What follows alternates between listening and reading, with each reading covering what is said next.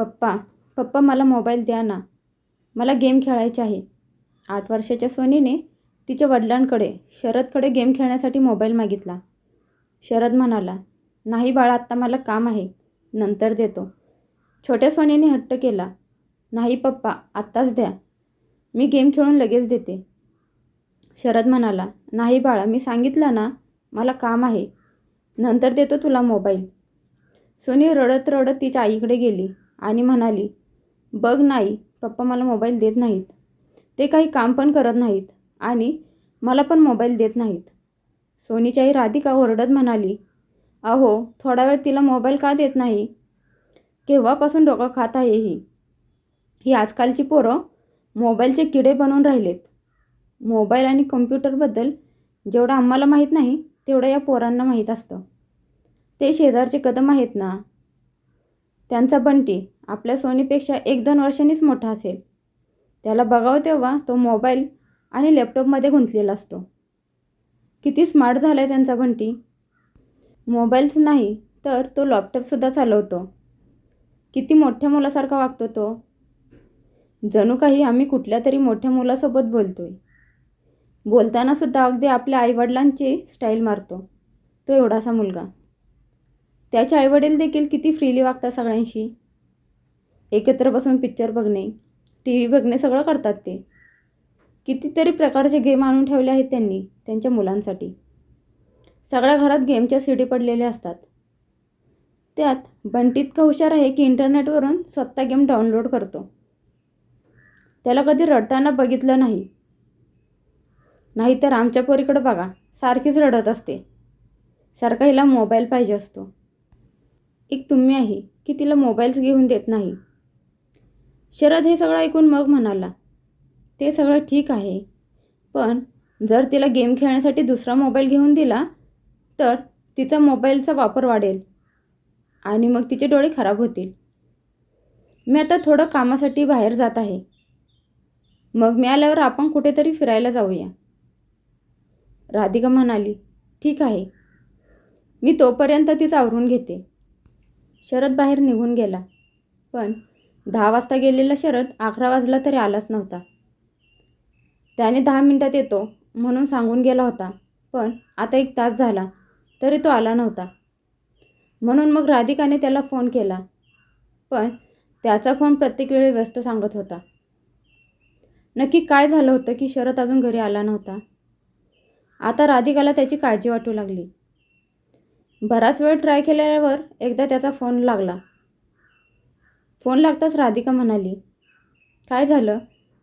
10 मिनिटात येतो म्हणून गेलाय, पण आता 1 तास झालं तरी तुमचा पत्ताच नाही. शरद म्हणाला, आजचा आपला बाहेर फिरायला जायचा प्लॅन कॅन्सल करूया. आज आपण फिरायला नाही जाऊ शकत आणि गेलोच तर मग संध्याकाळी जाऊ. राधिकाने आश्चर्य आणि चिंता व्यक्त करत विचारलं, पण नक्की झालंय तरी काय? आणि कुठे आहात तुम्ही? शरद म्हणाला, दवाखान्यात आहे मी. राधिका ओरडतच म्हणाली, काय दवाखान्यात? काय झालंय तुम्हाला?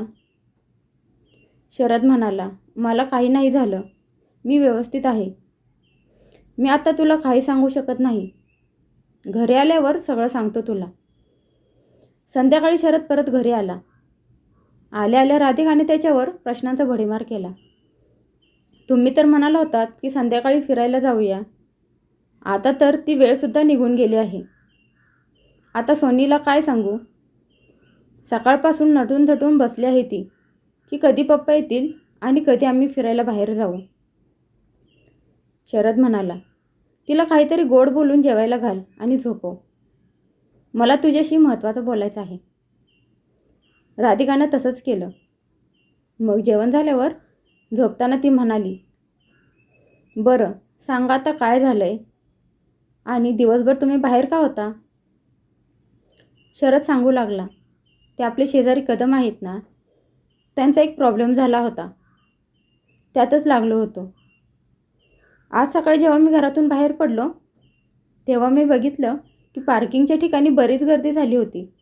पुढे गेल्यावर बघितलं की तो एवढासा बंटी त्याच्याबरोबर खेळणाऱ्या गुड्डीसोबत काहीतरी चुकीचं वागण्याचा प्रयत्न करत होता.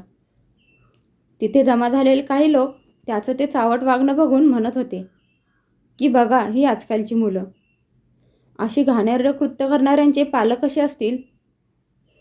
असल्या मुलांना बघितल्यावर लगेच समजतं की कसले संस्कार देत आहेत त्यांचे आई वडील त्यांच्यावर. गर्दी जमा झाली बघून कदम लगेच पळतच आले आणि आपल्या मुलाला नको त्या अवस्थेत बघून त्यांना लाज वाटू लागली. तिथे जमा झालेल्या सगळ्यांनी त्यांची खूप अप्रू काढली. कदम दादांनी तर त्यांच्या मुलावर हातच उचलला होता, पण मी पुढे होऊन त्यांना थांबवलं आणि त्यांना आणि बंटीला घेऊन गाडीत बसवलं आणि त्यांना घेऊन बागेत गेलो. तिथे गेल्यावर मी त्यांचा राग शांत केला. मी त्यांना विचारलं की बंटीला काही वाईट संगत तर लागली नाही ना. तर ते म्हणाले नाही, असं काही नाही. मग मी त्यांना सांगितलं की मला असं वाटतं की या मुलाच्या मनात अशा प्रकारच्या भावना घर करत आहेत. याला आता कुठल्या तरी चांगल्या मानसोपचार तज्ज्ञाकडे घेऊन गेलं पाहिजे, जो हे माहीत करून घेईल की याच्या मनात हे असले घाणेरडे विचार कुठून आले. मग मी त्यांना घेऊन एका चांगल्या मानसोपचार तज्ज्ञाकडे गेलो. बराच वेळ विचारपूस केल्यावर त्याने सांगितलं की आम्ही सगळी मुलं बिल्डिंगच्या खाली नवरा बायकोचा खेळ खेळत होतो. जसे माझे मम्मी पप्पा खेळतात अगदी तसे. माझे पप्पा दुसऱ्या शहरात काम करतात आणि दर शनिवारी येतात. ते रविवारी संध्याकाळी निघून जातात. जोपर्यंत ते बाहेरगावी राहतात तोपर्यंत मम्मी त्यांच्यासोबत फार प्रेमाने गप्पा मारते. पण जेव्हा पप्पा घरी येणार असतात तेव्हा माझी मम्मी मला लवकर झोपवते. मलासुद्धा त्यांच्याशी खूप काही बोलायचं असतं. दुसऱ्या दिवशी सकाळी पप्पा उशिरापर्यंत झोपतात आणि त्यांच्याकडे माझ्यासाठी वेळच नसतो. पप्पा येण्याआधीच मम्मीच्या खोलीत एक सीडी ठेवली होती. ती बघून मला वाटलं की ती माझ्या गेमची सीडी आहे, म्हणून मी ती सीडी लॅपटॉपमध्ये घालून चेक केली. तेवढ्यात अचानक माझी आई मला झोपवायला आली. मी पण विचार करत होतो की पप्पा येण्याच्या आधी मम्मी मला लवकर का झोपवत होती. मग मी रात्री फक्त झोपायचं नाटक केलं आणि पप्पा आल्यावर मी ते सगळं लपून बघितलं की मम्मी त्यांना प्रेमाने कशी मिठी मारते आणि रात्रभर ते कसा खेळ खेळतात. बंटीचं ते सगळं बोलणं ऐकून मला आणि कदमदादांना घामच सुटला. डॉक्टरांनी त्यांना काही औषधं दिली आहेत आणि सोबतच एक सल्ला दिला आहे की लवकरात लवकर त्याची परिस्थिती बदला, त्याच्या खेळण्याच्या वस्तू बदला. त्याला त्याच्या आईवडिलांचा जास्तीत जास्त वेळ मिळाला पाहिजे. त्याच्यासमोर कधीच त्या गोष्टीची चर्चा होता कामा नये. त्यांना लवकरात लवकर ही राहती जागा सोडून दुसरीकडे शिफ्ट व्हायला सांगितलं आहे की जेणेकरून वेळ निघून जाईल, तसा तो ही घटना पण विसरून जाईल. डॉक्टरांनी सांगितलं की आम्ही लोक आपल्या मुलांना आपल्यातील अडथळा समजतो आणि मग काही करून त्याला मोबाईल, इंटरनेट, लॅपटॉप देऊन त्याला गुंतवून ठेवतो. आपल्याला कुठला अडथळा न आणता आपण आपला कार्यक्रम उरकतो. आजकाल तर इंटरनेटवर काहीही सर्च न करतासुद्धा घाणेरडे फोटो आणि गोष्टी दिसतात, जे मुलांच्या कोमल मनावर खूप वाईट परिणाम करतात. मग पुढे जाऊन तीच मुलं आपल्या हातातून निसटतात. राधिका हे सगळं ऐकून स्तब्ध झाली. मग शरद पुढे म्हणाला. कदम घरी आले आणि त्यांनी त्यांच्या बंटीच्या गेमच्या सीडी चेक केल्या, तर त्यात त्यांना घाणेरडे व्हिडिओची सीडीसुद्धा सापडली. त्याचबरोबर मोबाईलमध्ये देखील हिस्ट्री चेक केली तर त्यात वाईट साईड होत्या.